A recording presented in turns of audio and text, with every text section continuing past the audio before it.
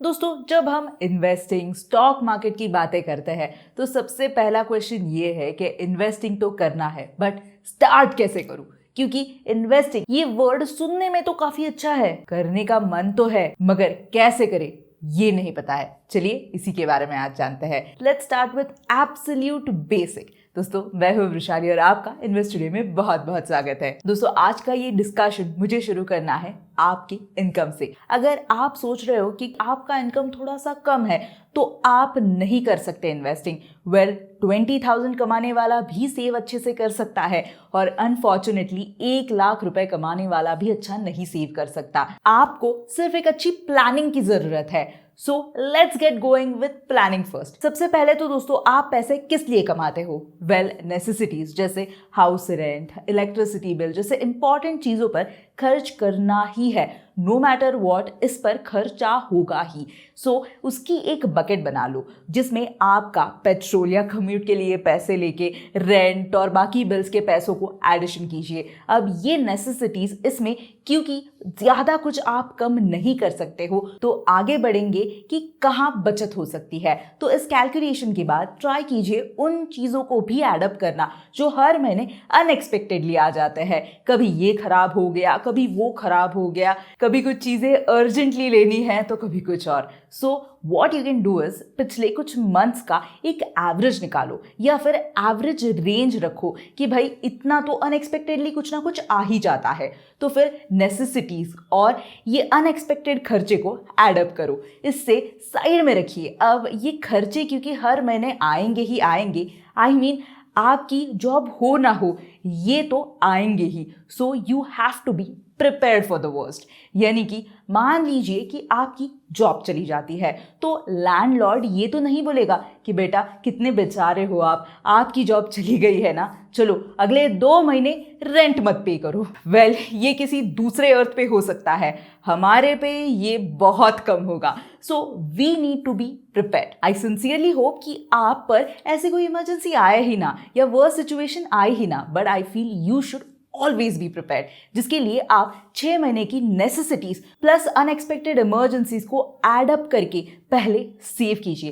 That's your first step. अब income को इस चीज से माइनस करके जो रहता है उसके बारे में बात करते हैं। इसमें आपको 2 हिस्सों में डिवाइड करना है, एक है शॉर्ट टर्म और दूसरा है लॉन्ग टर्म। पहले बात करते हैं आपके शॉर्ट टर्म गोल्स की। तो सबसे पहले बात करते हैं शॉर्ट टर्म की, मगर याद रखना कि दोस्तों पहले सैलरी से ही सेविंग करना बहुत इंपॉर्टेंट है, क्योंकि क्या पता कौन सी इमरजेंसी कब आ जाए और आपको पैसों की जरूरत पड़ जाए। वैसे जरूरी नहीं है कि आप पैसों को सिर्फ इमरजेंसी के लिए ही साइड में रखो। मेरा मतलब है कि आपके कई सारे ड्रीम्स भी होंगे, जैसे कि नया फोन लेना, वेकेशन पे जाना या फिर कोई ड्रीम बाइक या कार लेना। अब इन गोल्स को अचीव करने के लिए ये बहुत ज़रूरी है कि आपके पास एक प्रॉपर इन्वेस्टमेंट की हैबिट हो। मगर इन्वेस्टमेंट के लिए सिर्फ सेविंग अकाउंट्स में पैसे रखना काफ़ी नहीं है, क्योंकि जब आप पैसे सिर्फ अपने बैंक में सेव करते हो तो बैंक उसी पैसे को आपको बस 2 या 3% इंटरेस्ट रेट्स तक देता है, और अगर आपने फिक्स डिपॉजिट कराया तो लगभग 7 से 7.5% देता है। लेकिन आप उसी पैसे को 12% रिटर्न्स तक कमा सकते हो, जिसके लिए आप एक सेफ और सिक्योर ऐप जिसका नाम फेलो है उसको जरूर चेकआउट कर सकते हो। अब फेलो 2 टाइप के इन्वेस्टमेंट ऑप्शंस देता है आपको। पहला तो है P2P लेंडिंग, जिसमें आप up to 12% returns per annum earn कर सकते हो, और दूसरा है डिजिटल गोल्ड, जिसमें आप रिटर्न्स मार्केट वैल्यू के हिसाब से कमा सकते हो।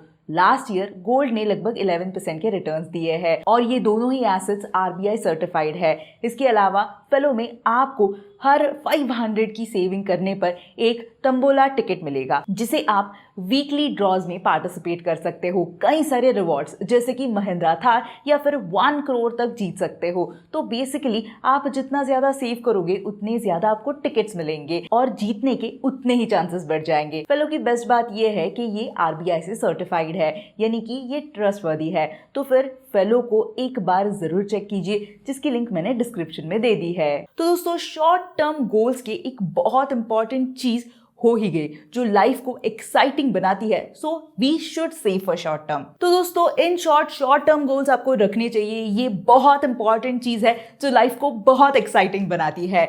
Do that by saving it anywhere you feel it's safe. But अब शॉर्ट टर्म गोल्स तो काफ़ी इंटरेस्टिंग होते ही है, but what about long term? याद है मैंने आपको बताया था कि नेसेसिटीज़ को छोड़ के आपको 2 हिस्से और बनाने हैं, एक है शॉर्ट टर्म और दूसरा लॉन्ग टर्म। अब लॉन्ग टर्म का मतलब 2 या 3 साल नहीं है, ये हो गया शॉर्ट टर्म गोल।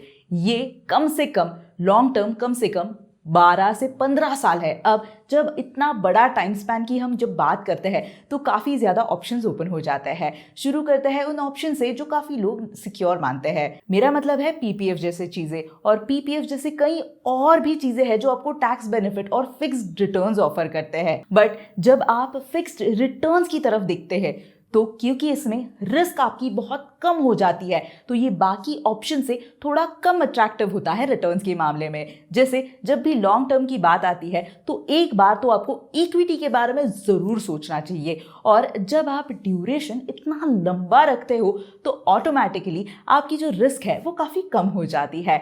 याद रखना ये कम होती है, गायब नहीं हो जाती। और इक्विटी में ज़रूरी नहीं है कि आप इंडिविजुअली एक स्टॉक को लेके उसे एनालाइज करो फिर इन्वेस्ट करो। There are multiple options. जैसे आप सिंपली इंडिया के टॉप 50 कंपनीज में इन्वेस्ट कर सकते हो without taking any tension. Literally आप कोई भी निफ्टी 50 का इंडेक्स फंड के बारे में जरूर सोच सकते हो। निफ्टी 50 के अलावा इंडिया के अगले सबसे बड़े 50 लिस्टेड कंपनीज या फिर ऐसे ही कई सारे ऑप्शंस को आप एक्सप्लोर जरूर कर सकते हो। अगर आप ओल्ड टैक्स रेजिम के अंडर हो तो आप टैक्स बेनिफिट के लिए ELSS को भी जरूर एक्सप्लोर कर सकते हो।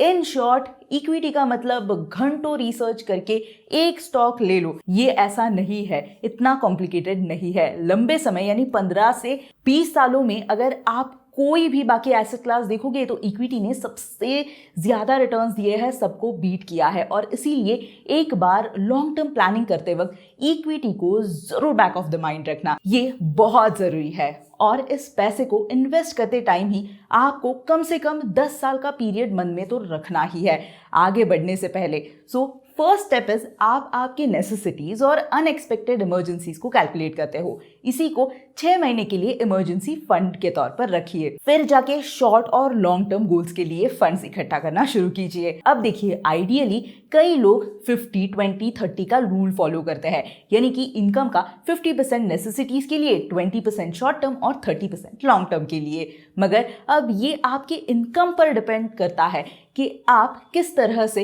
इसे प्लान करते हो। स्टार्टिंग में अगर कोई हाई इंटरेस्ट लोन है आप पर तो इन्वेस्टमेंट बहुत डिफिकल्ट हो जाएगा, बट जैसे ही आपका लोन का बर्डन हट जाएगा you can focus on investing. फिर इस 20 और 30 को जब चाहे तब आप इंटरचेंज भी कर सकते हो। 50% नेसेसिटीज में भी आपका अगर इनकम बढ़ता है तो आपके नेसेसिटीज ऑटोमेटिकली कम हो जाएंगे। सो जो रह जाता है उन पैसों को लॉन्ग टर्म या फिर शॉर्ट टर्म के लिए भी आप ज़रूर इन्वेस्ट कर सकते हो। और इसी तरह आपकी इन्वेस्टिंग जर्नी बहुत ही आसानी से प्लान करके लाइफ में आप बहुत सक्सेसफुल हो सकते हो। मगर ऐसी सक्सेसफुल ग्रोथ स्टोरीज अगर आपको देखनी है तो इस वीडियो को यहाँ पर देखना दोस्तों बिल्कुल भी मत भूलिए। Investments in securities market are subject to market risk. Read all the related documents carefully before investing.